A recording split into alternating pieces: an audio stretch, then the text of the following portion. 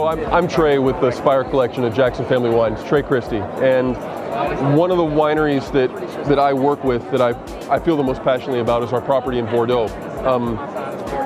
When you think about France, you think about Bordeaux. Bordeaux is over 250,000 acres of vineyards, and anytime you have an area with that much vineyard land, you have a lot of haves and a lot of have-nots, and we can talk all day about good, better, best when it comes to the quality of wine in the glass. But when we talk about vineyards, there's no question. It's unequivocal. You can clearly define good, better, best.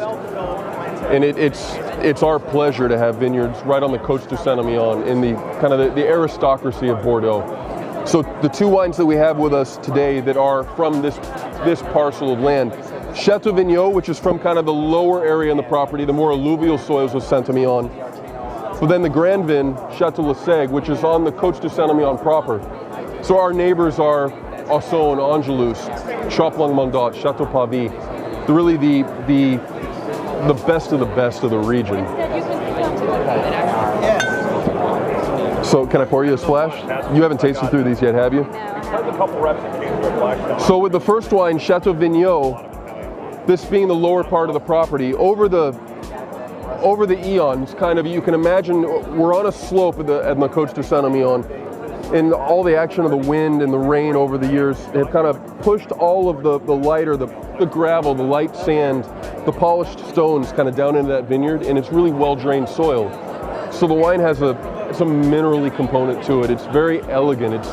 It lasts long on the palate, good bright acidity. It's kind of the consummate French food wine. It cleanses the palate, cries out for fat and protein. So then when we leave that vineyard parcel and we go up the slope, we go to the Grand Vin, Chateau Lassegue proper, which is on a type of soil which is called Fransac Molasse. And it's just a heavy clay and limestone. And the thing that makes it worth mentioning is that this is the soil that Merlot evolved in. When we think of all the Merlot growing around the world, whether we're talking about California, or we're talking about a little microclimate in Australia, or Merlot from Hawke's Bay in New Zealand, it doesn't matter. It's all from this part of Bordeaux, and they've been growing this grape in this soil for over 1,000 years there. So when you think of Merlot in heavy clay soils and limestone, it's perfect because they both grew up that way.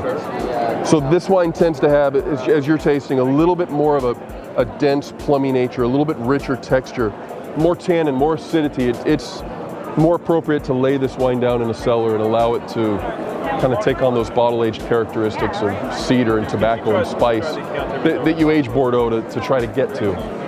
This is that wine. Really special stuff.